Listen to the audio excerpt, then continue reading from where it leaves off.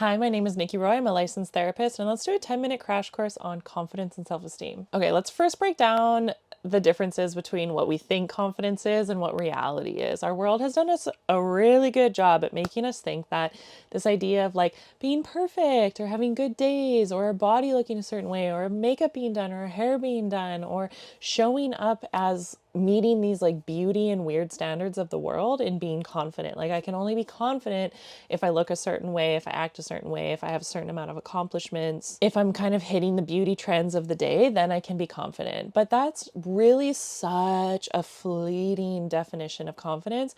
And sure, we can be like more confident when we're feeling our best or like have our hair and makeup done or feel like bomb in this outfit we have. But that type of confidence is not going to last us long. It's going to be fleeting, it's going to be subjective, and it's going to be forced during these times of having to be or act or look a certain way. And like, that's not cool. We don't want to only be confident when we look a certain way. The reality of what confidence is like unconditional radical acceptance of who you are.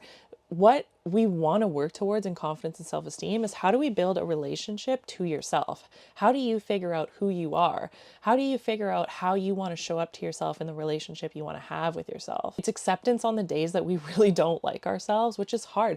Acceptance doesn't have to mean that we like or love ourselves. Acceptance just means like, hey, I'm here. This is who I am. I'm showing up to myself. I'm being the bigger adult that I didn't have growing up. And I recognize that in order to excel or be with myself, I have to accept it. You can't change it. You can't change who you are. You have to accept it from a place of compassion and going, this is uncomfortable. Maybe I don't necessarily like what I'm going through right now. Maybe I don't necessarily like who I am right now, but this is who I am. And this is how I'm going to start to move the needle to like neutrality, which moves it to like or love. We work on emotion regulation. So how are you connected to yourself? I mean, this kind of seems like it's a weird part of confidence, but honestly, when you feel confident in managing your emotions, if you're like, I got it, like I got you emotion. Like if I'm anxious, sure, scary, but I got it. If I'm worried or afraid, sure, scary, but I got it. If you're feeling run by your emotions, how confident are you in your life? Self-compassion, boundaries, understanding of ourselves, gratitude, reflection of where we have grown, what we've been through, the hardship we've been through, belief and practice in our capacity to do hard things and tolerate, right? Thinking about that fleeting part of confidence of, oh, I just look or act or produce things a certain way.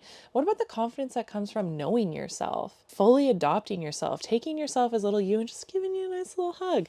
Knowing how to use self-compassion, feeling confident in your emotions, being able to deal with uncertainty, having fucking boundaries. That's confidence. That's like, I know who I am and I'm standing in my ground and I feel like I'm worthy, like I'm valuable. And that doesn't mean we get to this place where we're like, I just like have all my shit together all the time. But it's going, even on my hard days, I know I'm a worthy person. Even when I've made a mistake, I know that I'm not a mistake. Even when I'm struggling with myself, I know that I can get myself through this. Confidence and the self-esteem that we want to build comes from the relationship we have with ourselves, how we challenge, show up, and connect to ourselves. Disconnection is not cute. It's not fun to be like disconnected. It's not cute to throw a temper tantrum and have no control over your emotions or any kind of connection to yourself. It's not cute when somebody doesn't want to be vulnerable. That's just like, okay, like go be disconnected then. Confidence comes from showing up and challenging these like deep-rooted belief systems about ourselves, the things that happen to us.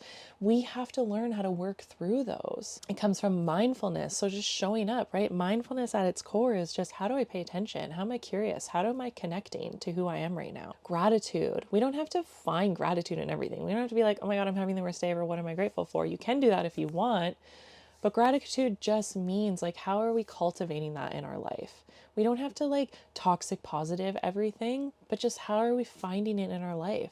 How are we recognizing that hard and good exist, that difficult and gratitude exists? We don't have to squash one without the other. That acceptance, self-compassion, and boundaries. Self-compassion is a skill that we have to learn. We're not born with it, unfortunately, but we need to learn how to do it. You have to learn how to give yourself self-compassion. Self-compassion, kindness, and grace for when we screw up and when we're not feeling our best. And boundaries are the ultimate action of like self-expression and acceptance and identity of like, this is my line. This is what I'm tolerating. Maybe this is what I'm not. This is my emotional boundary.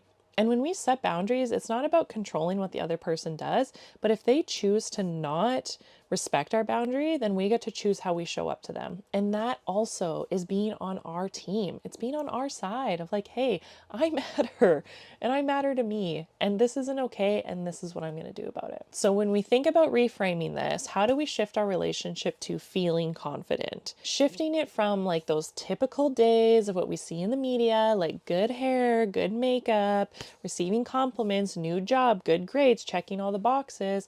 That's the fleeting bullshit kind of confidence that we want to try and move away from. If that stuff still gives you confidence, that's fine. When I have a good makeup and hair day, I'm feeling fire, but that's not where my like depth of confidence is coming from. That's more just like emotion of like, oh, I'm feeling really valuable, or I'm feeling joy, or I'm feeling connection, or I'm just feeling myself, right? That's not really like where the confidence of how I want to grow my life comes from. I can't grow my life based off a good hair and makeup day. Like, it doesn't make sense. We want to shift it to innately believing we're capable. Okay, we are capable, you are capable, we're deserving of good things. We're able to manage hard and stressful times. So that's more about coping and not so much about control or avoidance. Beauty coming from our character, confidence coming from our character, our relationship to ourselves, and deserving to be treated with respect and care. Beauty does not have to be earned. The best kind of self-expression comes from the relationship to ourselves. When we can self-express with makeup, self-express with hair, fashion, whatever you want to do, hobbies, creation, activities, that's when you're going to feel more confident, because it's not rooted in these weird standards that the world put out from us or for us.